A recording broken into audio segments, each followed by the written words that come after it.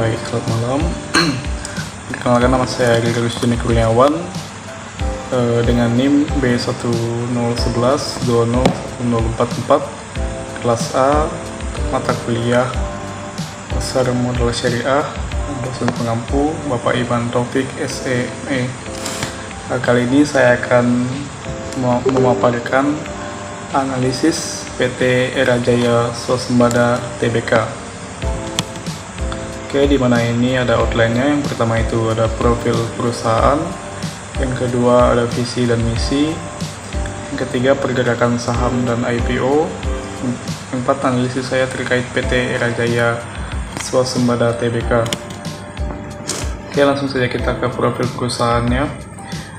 Era Jaya Swasembada atau PT Era Jaya Swasembada Tbk adalah perusahaan retail yang bergerak dalam bidang distributor dan pengecer produk dan layanan mobile, aksesori, dan distribusi perangkat elektronik yang berhubungan dengan telekomunikasi seperti headset, kartu SIM, kartu voucher, prabayar, aksesori komputer, dan segala jenis gadget elektronik.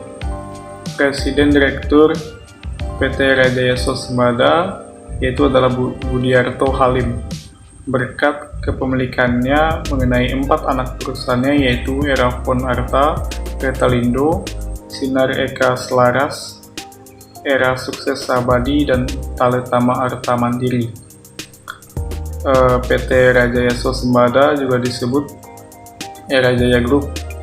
Pemegang saham utama perusahaan ini adalah Era Link International dengan besaran 59,97%. Perusahaan ini dibangun pada 8 Oktober 1996. Kantor pusat Era Jaya Swasembada berlokasi di Jalan Gedong Panjang nomor 29 sampai 31 Pakojan, Tambora, Jakarta Barat. Selanjutnya pada tahun 2011 perusahaan ini mengakuisisi Taletama Arta Mandiri. Berkat kerjasama ini, di akhir tahun 2012, PT Era Jaya Swasembada memperoleh profit sebesar 300% di akhir tahun 2011.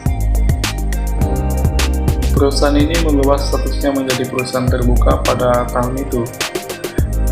Era Jaya Group membangun 8 outlet dengan nama Erafon Megastore pada tahun itu. Pada Agustus 2012 melalui anak perusahaannya PT Data Citra Mandiri mengakuisis T-Box yang merupakan perusahaan retail untuk produk Apple di Indonesia pada tahun itu.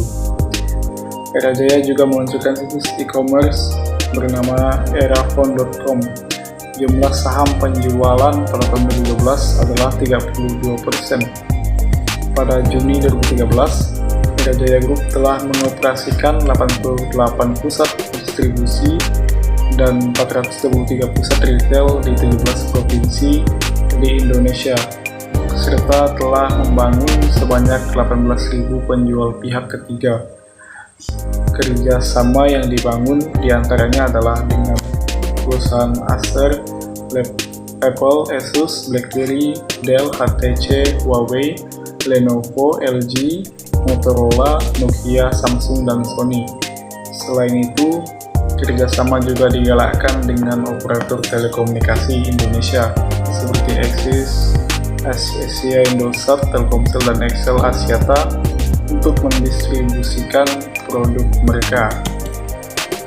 Lanjut, pada 15 November 2014, Era Jaya Group melalui anak usaha Era Jaya Swasembada PT Taletama Arta Mandiri menjadi distributor dan importir telepon seluler asal Tiongkok yaitu Xiaomi, dan pada triwulan 3 tahun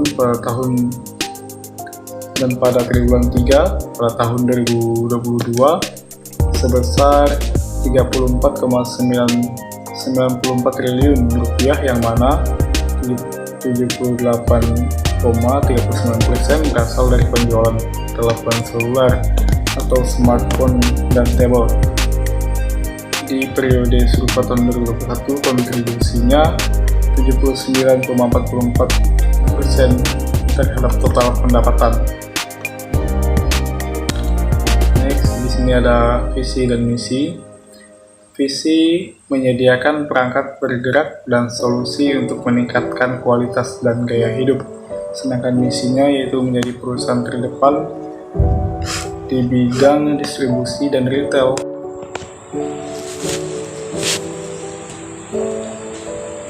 Yang memiliki akses langsung kepada konsumen dan pengecer secara terintegritas, yang menyediakan rangkaian lengkap perangkat bergerak dan solusi. Di sini ada pergerakan saham dan IPO.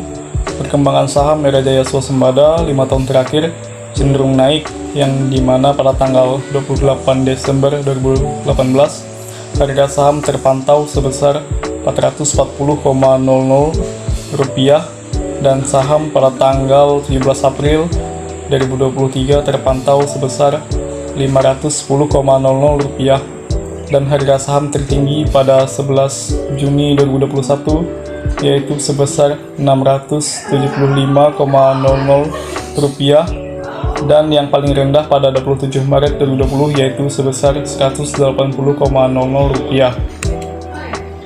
Perusahaan Era Jaya Swasembada melakukan IPO pertama yaitu pada tanggal 14 Desember 2011 dengan harga penawarannya yaitu sebesar 1000 IDR. Dana yang terkumpul yaitu 920 juta rupiah.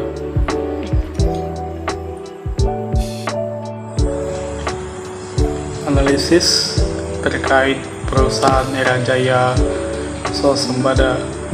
Dilihat dari perkembangan saham Era Jaya Swasembada, perusahaan ini akan berkembang dan akan terus meningkat di masa yang akan datang, karena perusahaan ini bergerak pada layanan distributor dan layanan mobile, yang dimana perusahaan industri retail di Indonesia pada saat ini sedang mengalami masa pertumbuhan dan dengan pendapatan yang stabil dan terus meningkat dengan banyak anak-anak perusahaan dari PT Era Jaya Swasembada.